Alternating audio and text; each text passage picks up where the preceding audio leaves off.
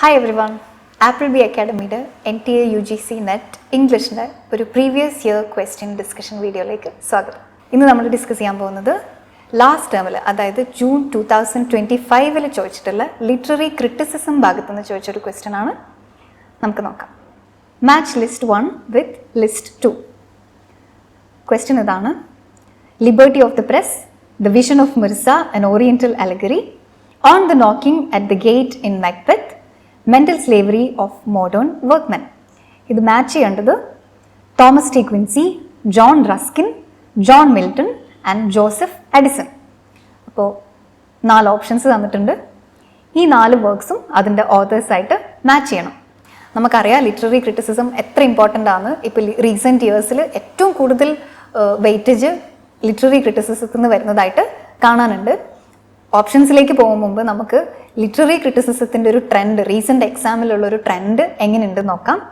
അത് കാണിക്കുന്ന ഒരു പൈ ചാർട്ടാണ്. ഇപ്പോൾ ജൂൺ 2025 എക്സാമിൽ ഓരോ ടോപ്പിക്കിനും എത്ര പെർസെൻറ്റേജ് ക്വസ്റ്റ്യൻസ് ചോദിച്ചിട്ടുണ്ട് എന്ന് നോക്കാം. അതിൽ ലിറ്റററി ക്രിറ്റിസിസത്തിൽ നിന്ന് 19.6, അതായത് ഓൾമോസ്റ്റ് 20 ക്വസ്റ്റ്യൻസ് ലിറ്റററി ക്രിറ്റിസിസത്തിൽ നിന്ന് മാത്രം ചോദിച്ചിട്ടുണ്ട്. അപ്പോൾ 100 ക്വസ്റ്റ്യനിൽ 20 ക്വസ്റ്റ്യൻസ് എത്ര ഇമ്പോർട്ടൻ്റ് ആണെന്ന് നമുക്കറിയാം. അതുകൊണ്ട് literary criticism is such an important area in NTA UGC net English. ഇനി നമുക്ക് ഓരോ ഓപ്ഷൻസ് നോക്കാം. ഈ ഓരോ ഓപ്ഷൻസും എന്താണെന്ന് നോക്കാം. ഇതിൽ നമുക്ക് ഓൾറെഡി അറിയുന്ന ഒരു ഓപ്ഷൻ ഉണ്ടാവും, that is liberty of the പ്രസ്സിന് വേണ്ടി ഈ 4 പേരിൽ സംസാരിച്ചിട്ടുള്ളത് ആരാന്ന് എല്ലാവർക്കും അറിയുന്നുണ്ടാവും, and that is John Milton. പക്ഷെ അതറിയാമെങ്കിൽ മാത്രം നമുക്ക് ആൻസറിലേക്ക് എത്താൻ പറ്റില്ല. കാരണം A3 എന്ന് മാച്ച് ചെയ്യുന്ന 2 ഓപ്ഷൻസ് ഉണ്ട്. ഏതെങ്കിലും ഒരെണ്ണം കൂടി അറിഞ്ഞാൽ മാത്രമേ ഇതിൻ്റെ റൈറ്റ് ആൻസറിലേക്ക് എത്താൻ പറ്റൂ. ഓക്കെ, അപ്പോൾ നമുക്കിതിൽ ഫസ്റ്റ് ഓപ്ഷൻ നോക്കാം, ദാറ്റ് ഇസ് അരിയോപാഗിറ്റിക്ക. അരിയോപാഗിറ്റിക്ക എല്ലാവർക്കും അറിയുന്ന പോലെ മിൽട്ടൺ ആണ് എഴുതിയിട്ടുള്ളത്, for the freedom of the press. Full title നോക്കാം: Areopagitica, a speech of mister John Milton for the liberty of unlicensed printing. Publish ചെയ്തിട്ടുള്ളത് November 23, 1644 ഇത് വന്നിട്ടുള്ളത് 1643 പാർലമെന്റ് ഒരു ലൈസൻസിങ് ഓർഡർ പുറപ്പെടുവിച്ചു. അതായത് ഇനി മുതൽ ആർക്കും ഇഷ്ടമുള്ളതുപോലെ എന്തും എഴുതി പബ്ലിഷ് ചെയ്യാനുള്ള റൈറ്റ് ഇല്ല. എന്തും പബ്ലിഷ് ചെയ്യുന്നതിന് മുന്നേ പാർലമെന്റിന് മുന്നിൽ, ഒരു പ്രസിന്റെ മുന്നിൽ ഒരു ലൈസൻസിങ്ങിന് വിധേയമാവണം. ആ ലൈസൻസിങ് പാസ്സായാൽ മാത്രമേ ആ വർക്ക് പബ്ലിഷ് ചെയ്യാൻ പാടുള്ളൂ എന്നുള്ളൊരു ഓർഡർ വന്നു. അതിനെതിരെയാണ് മിൽട്ടൺ അരിയോപാഗിറ്റിക്ക എഴുതുന്നത്. നമുക്കിതിൻ്റെ മറ്റ് ഫീച്ചേഴ്സ് എന്തൊക്കെയാണെന്ന് നോക്കാം. ഇത് എഴുതിയിട്ടുള്ളത് ഫ്രീഡം ഓഫ് സ്പീച്ച് ആൻഡ് എക്സ്പ്രഷന് വേണ്ടിയിട്ടാണ്. അതായത് ആളുകൾക്ക് യഥേഷ്ടം അവരുടെ ഇഷ്ടത്തിനനുസരിച്ച് എക്സ്പ്രസ് ചെയ്യാനും എഴുതാനുമുള്ള സ്വാതന്ത്ര്യം ഉണ്ട് എന്നാണ് മിൽട്ടൺ അരിയോപാഗിറ്റിക്കയിലൂടെ പറയുന്നത്. Against the licensing and censorship of printed books by the English government, truth emerges through debate. Milton ഉദ്ദേശിക്കുന്നത് ഒരു നോർമൽ ഹ്യൂമൻ ബീയിങ്ങിനും റിയൽ ട്രൂത്ത് എന്താണെന്ന് അറിയില്ല ഈ വേൾഡിൽ. അതുകൊണ്ട് ആരാണോ എഴുതുന്നത് അവരുടെ പേഴ്സ്പെക്റ്റീവും കൂടെ നമ്മൾ കാണേണ്ടതുണ്ട്, അതും കൂടെ മുഖവിലേക്ക് എടുക്കേണ്ടതുണ്ട്. കാരണം no one knows what the real truth is. അതുകൊണ്ട് തന്നെ എല്ലാവർക്കും ഫ്രീഡം ഓഫ് എക്സ്പ്രഷൻ ഉണ്ട്, എല്ലാവർക്കും റൈറ്റ് ടു എക്സ്പ്രഷൻ ഉണ്ട് എന്നാണ് മിൽട്ടൺ പറഞ്ഞു വെക്കുന്നത്. ആരുടെയും ക്രിയേറ്റിവിറ്റി ഇങ്ങനെ ഒരു ഓർഡർ കൊണ്ട് തടസ്സപ്പെടുത്താൻ പറ്റില്ല.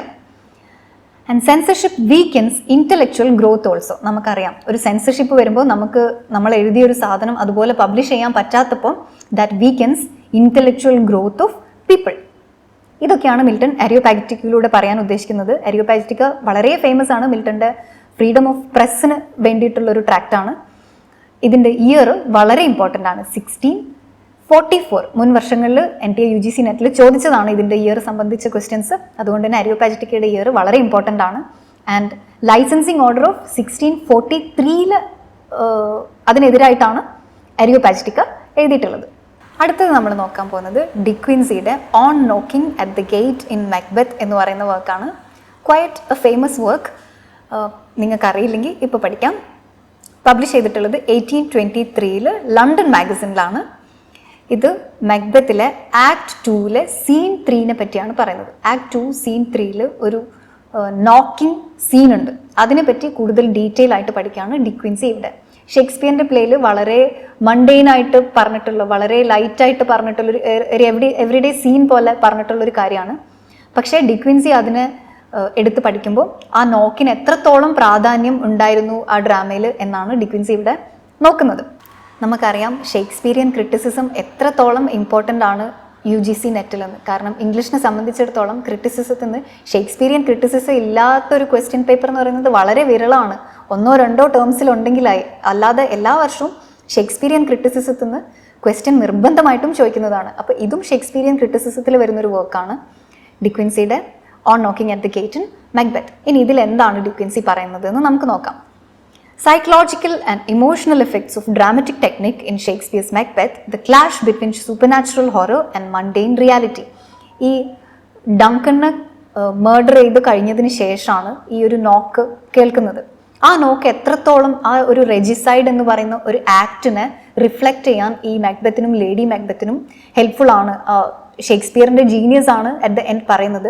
പക്ഷെ ഈ നോക്കിന് എത്രത്തോളം സൈക്കോളജിക്കൽ ഇമ്പാക്റ്റ് ഉണ്ട്, ഈ നോക്ക് എത്രത്തോളം ഇമ്പാക്റ്റ് ആ ഹോൾ പ്ലേയിൽ വരുത്തുന്നു എന്നാണ് ഡിക്വിൻസി നോക്കുന്നത്. ഇപ്പം ഡിക്വിൻസി അറ്റ് ദ എൻഡ് പറയുന്നത് ഇങ്ങനെ ഇത്രയും ചെറിയൊരു ഈ ഒരു സ്മോളസ്റ്റ് ഡീറ്റെയിലിന് വരെ എത്രത്തോളം വെയിറ്റ് ക്യാരി ചെയ്യാനുള്ള കഴിവ് ലിറ്ററേച്ചറിൽ ഉണ്ട് എന്നാണ് ചെക്ക് ചെയ്യുന്നത്.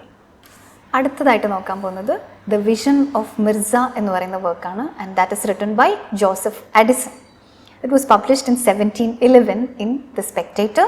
ആൻഡ് ഓൾസോ ഇതൊരു അലഗോറിക്കൽ എസ്സേ ആണ്. ഇതിൽ അഡിസൺ പറയുന്നത് the essay presents a vision or dream seen by a character named Mirza where life is portrayed as a bridge over a valley, symbolizing the human journey from birth to death. സ്പിരിച്വാലിറ്റിക്ക് വളരെ importance കൊടുത്തുകൊണ്ടായിരിക്കണം ഒരു human ബീയിങ്ങിൻ്റെ life വളരെ virtuous ആയിരിക്കണം, വളരെ reflective ആയിരിക്കണം എന്നാണ് Addison പറയുന്നത്. ഒരു towards the end ഇങ്ങനെയൊക്കെ ജീവിച്ചാൽ മാത്രമേ ഒരു ഡിവൈൻ ഗൈഡൻസ് നമുക്കുണ്ടായിട്ട് ടുവേർഡ്സ് ദ എൻഡ് ഒരു സ്പിരിച്വൽ ക്ലാരിറ്റിയും മോറൽ പേർപ്പസും ഒക്കെ ലൈഫിന് ഉണ്ടാകുള്ളൂ എന്നാണ് അഡിസൺ പറയുന്നത്. ഇൻ ഷോർട്ട്, സ്പിരിച്വൽ പ്രിപ്പയർഡ്നെസ് വളരെ എസെൻഷ്യൽ ആയിട്ടുള്ള കാര്യമാണ് ലൈഫിൽ എന്നാണ് പറയുന്നത്. The vision of Mirza later Samuel ജോൺസന്റെ ദ വിഷൻ ഓഫ് തിയഡോർ എന്ന് പറയുന്ന വർക്ക് എഴുതാൻ കാരണമായിട്ടുണ്ട്. ഓർ ഇത് ഇൻസ്പയർ ചെയ്തിട്ടുണ്ട് ജോൺസനെ ദ വിഷൻ ഓഫ് തിയഡോർ എഴുതാൻ വേണ്ടിയിട്ട്. അടുത്തതായി നോക്കാൻ പോകുന്നത് റസ്കിൻ്റെ mental slavery of modern workmen എന്ന് പറയുന്ന എസ്സേ ആണ്. നമുക്കറിയാം റസ്കിൻ ഒരുപാട് വർക്കിനെ പറ്റിയും മോഡേൺ മെന്നിനെ പറ്റിയും കോമൺ പീപ്പിളിനെ പറ്റി സംസാരിച്ചിട്ടുള്ള ഒരു വ്യക്തിയാണ്. ആൻഡ് ഈ എസ്സേയിൽ റസ്കിൻ പറയുന്നത് ഡീഗ്രഡേഷൻ ഇൻ ടു മെഷീൻസ്, അതായത് മോഡേൺ ഡേ ലൈഫിൽ ഇൻഡസ്ട്രിയലൈസേഷൻ്റെ ഭാഗമായിട്ട് ഉള്ള ലൈഫിൽ കോമൺ മെൻ മിയർ മെഷീൻസ് പോലെ ആവുകയാണ് എന്നാണ് ഈ എസ്സേയിലൂടെ പറയുന്നത്. Loss of freedom and joy in their work and call for ethical labour. Also he says that cities produce goods but fail to manufacture men, neglecting the development of human spirit. നമുക്ക് നോക്കാം. ഇൻഡസ്ട്രിയലൈസേഷൻ്റെ ഡീഹ്യൂമനൈസിങ് effect on വർക്കേഴ്സിനെ പറ്റിയാണ് mainly ഈ എസ്സേയിൽ Ruskin സംസാരിക്കുന്നത്. Modern ഡേയിൽ വർക്കേഴ്സിനെ വെറും tools പോലെ machines പോലെ ആക്കി സിസ്റ്റം മാറ്റുന്നു എന്നാണ് പറയുന്നത്. ഓൾസോ മെൻ്റൽ സ്ലേവറിയാണ്. നമുക്കറിയാം ഒരു ഫാക്ടറിയിൽ വർക്ക് ചെയ്യുന്ന ഒരാളെ സംബന്ധിച്ചിടത്തോളം ഫൈനൽ പ്രോഡക്റ്റുമായിട്ട് ഈ തൊഴിലാളിക്ക് യാതൊരു ബന്ധവും ഉണ്ടാവുന്നില്ല, which is a drawback of the system. അതിനെതിരെയാണ് റസ്കിൻ ഇവിടെ സംസാരിക്കുന്നത്. വളരെ ഡീഹ്യൂമനൈസിങ് ആണ് ഈ ഇൻഡസ്ട്രിയൽ വേൾഡ് എന്നാണ് പറയുന്നത്. റസ്കിൻ പറയുന്നത് മനുഷ്യൻ്റെ ചിന്താശേഷിയും ക്രിയേറ്റീവ് എബിലിറ്റിയും എല്ലാം ഈ ഒരു സിസ്റ്റത്തിലൂടെ നഷ്ടപ്പെടുന്നു എന്നാണ്. കാരണം അത്രയും ഡീഹ്യൂമനൈസിങ് ആണ്. നമ്മുടെ ഒരു തോട്ട് പ്രോസസ്സോ ഒന്നും ഒരു ഫാക്ടറി സിസ്റ്റത്തിൽ ആവശ്യം വരുന്നില്ല. അതുകൊണ്ട് തന്നെ നമ്മൾ അതിൽ ബന്ധപ്പെടുത്തുന്ന പോലും ഇല്ല. സോ ഇങ്ങനെ ഒരു സിസ്റ്റത്തിൽ വർക്ക് ചെയ്യുന്നതോറും നമ്മുടെ തിങ്കിങ് എബിലിറ്റിയും ക്രിയേറ്റിവിറ്റിയും എല്ലാം നശിച്ചുകൊണ്ടിരിക്കുകയാണ്. അതായത് there is a loss of human essence in labour എന്നാണ് ഇൻ ഷോർട്ട് റസ്കിൻ ഇതിൽ പറയുന്നത്. ഇനി നമുക്ക് വീണ്ടും ഇതിൻ്റെ ഓപ്ഷൻസിലേക്ക് വരാം. ഇതിൻ്റെ right answer for the question എന്താണെന്ന് നോക്കാം. Liberty of the press was written by or Areopagitica was written by John Milton and the vision of Mirza by Joseph Addison and on knocking at the gate in Macbeth by Thomas De Quincey and mental slavery of modern workmen by John Ruskin. അപ്പോൾ ഈ combinations വരുന്ന right answer ഏതാ? That is A3, B4, C1 and D2. That is option 4 is the right answer for this question. ഇനി suppose നിങ്ങൾക്ക് ഇതിൽ വേറെ options ഒന്നും അറിയില്ല, ഓൺലി ലിബർട്ടി ഓഫ് ദ പ്രസ്സിന് വേണ്ടി സംസാരിച്ചത് ജോൺ മിൽട്ടൺ ആണെന്ന് മാത്രമേ അറിയുള്ളൂ എന്ന് വിചാരിക്കാം. അങ്ങനെയാണെങ്കിൽ നമുക്ക് എങ്ങനെ ഈ ക്വസ്റ്റ്യൻ സോൾവ് ചെയ്യാം? John Milton liberty of the പ്രസ്സിന് മാച്ച് ചെയ്യുന്ന രണ്ട് ഓപ്ഷൻസ് ഉണ്ട്. ദാറ്റ് ഇസ് A3 എന്ന് മാച്ച് ചെയ്യുന്ന ഓപ്ഷൻ 2 ഉണ്ട്, ഓപ്ഷൻ 4 ഉണ്ട്. അതിൽ നമുക്ക് ബാക്കി എങ്ങനെ സോൾവ് ചെയ്യാമെന്ന് നോക്കാം. അതിൽ ഓപ്ഷൻസ് എടുത്ത് നോക്കുകയാണെങ്കിൽ De Quincey, John Ruskin, John Milton, Addison എടുത്ത് നോക്കുകയാണെങ്കിൽ മെൻ്റൽ സ്ലേവറി ഓഫ് മോഡേൺ വർക്ക്മെന് വേണ്ടി സംസാരിച്ചത് ഈ കൂട്ടത്തിൽ ആരായിരിക്കും എന്ന് ചിന്തിക്കാം. ദാറ്റ് ഇസ് കോമൺ സെൻസ്, ആർക്ക് വേണമെങ്കിൽ ആൻസർ ചെയ്യാൻ പറ്റുന്നതാണ്. Among the options it has to be John Ruskin. അപ്പോൾ അങ്ങനെയാണെങ്കിൽ ഡി ഒബ്വിയസ്ലി 2 മാത്രമാണ് ഓപ്ഷൻ വരിക. അപ്പോൾ അങ്ങനെ ആ ഒരു മെത്തേഡിലും നമുക്ക് ഈ ക്വസ്റ്റ്യൻ വേണമെങ്കിൽ സോൾവ് ചെയ്യാം. ഇപ്പോൾ നമ്മൾ ഈ ചോദിച്ച ക്വസ്റ്റ്യൻ്റെ ഓരോ ഓപ്ഷൻസും ഡീറ്റെയിൽ ആയിട്ട് നോക്കി ആൻഡ് വേറൊരു മെത്തേഡും കൂടെ നോക്കി, in case if you don't know any other options. അപ്പോൾ literary criticism NTA UGC NET exam ഇംഗ്ലീഷിൽ എത്ര ഇമ്പോർട്ടൻ്റ് ആണെന്ന് നമുക്ക് മനസ്സിലായി. അപ്പോൾ ഇതുപോലെ ഇനിയും ക്വസ്റ്റ്യൻ ഡിസ്കഷൻ വീഡിയോസ് ആയിട്ട് കാണാം. Thanks for watching. Happy learning.